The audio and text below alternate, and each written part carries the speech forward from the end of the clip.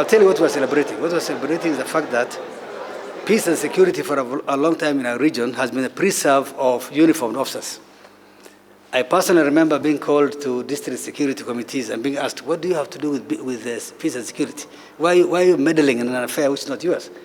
Now we have managed to open up. Peace and security, conflict management, peace building is not the preserve of any uniformed officer. It's a preserve of all of us. CEWARN provides the only mechanism through which we can show as a region that we're implementing the African Union Agenda 2063 and the SDGs. So that's what we are celebrating. There is a lot to celebrate.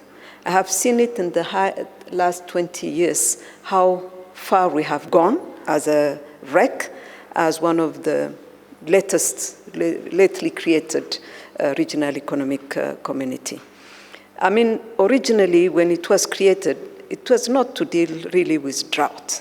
It has a political reason behind it, because some countries were at war and there was no mechanism to bring them together. But it evolved, and member states in Khartoum wanted to have an organization which is more responsive, more adapted to the challenges in the region.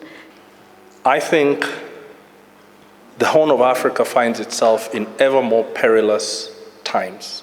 The conflicts and wars that are raging within 4 or 5 hours flight from this city are expanding, and they're beginning to take our region to be part of their dynamics, their political dynamics, their economic dynamics. And so going forward, I think the Horn, which is already quite a dangerous place, is going to become more dangerous. And it's going to require mechanisms that are able to broach security and peace on the ground to being able to engage at the geopolitical level. And you will find that while CEWARN might not be part of those geopolitical engagements and interventions, those interventions are made more real when they're engaged to the local reality. Now, we've come a long way. We're happy to eat the cake today, but let me tell you what is awaiting us for 2018. First, we have 18 elections, actually 19, because now Liberia has told us that they're having elections this year. And these elections are a moment to renew leadership. It's a moment for a renewal of ideas. But on the African continent, the reality is that we're extremely vulnerable during the elections, from issues related to the commission, the electoral commission, to the voter registration, and so on and so forth. And all this is happening at a time when social media is a new tool that we're faced with. The reality is that we have 15 conflicts right now on the continent. And out of the 15, the most intractable ones and the most difficult ones are in this region. In fact, half of AU and UN peacekeeping forces on the continent are in this region. The IMF tells us that the economic outlook for 2018, that the African continent will be growing by 3.8%. In other words, we're not going to be growing the way we were supposed to go with 5 to 6, 7%.